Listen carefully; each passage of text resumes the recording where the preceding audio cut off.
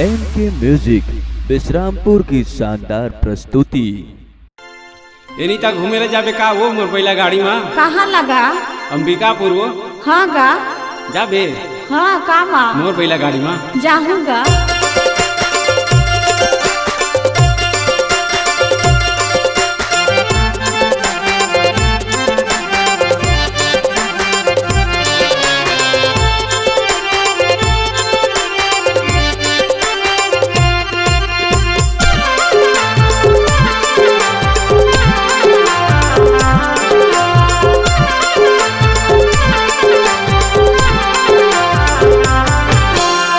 पहला गाड़ी में तोला घुमाहु रानी, पहला गाड़ी में तोला घुमाहु रानी, तोकन बैठ के मजा पावे मोर दीवानी, मोरे रानी मोर करेला जानी, तोकन बैठ के मजा पावे मोर दीवानी, मोरे रानी मोरे आमा जानी।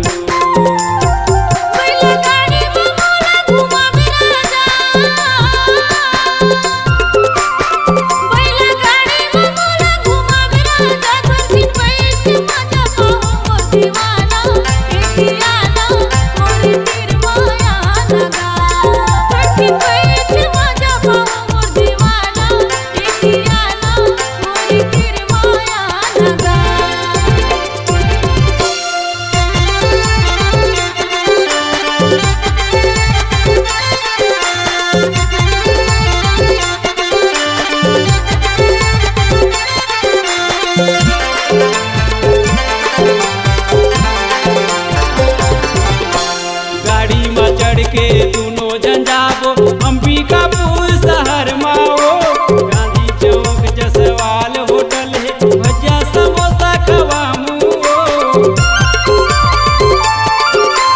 गाड़ी में चढ़ के दोनों जन जाबो अंबिकापुर शहर माओ, गांधी चौक जसवाल होटल है, भजिया समोसा खवामू। इंजरत भी वो दोनों संगवारी,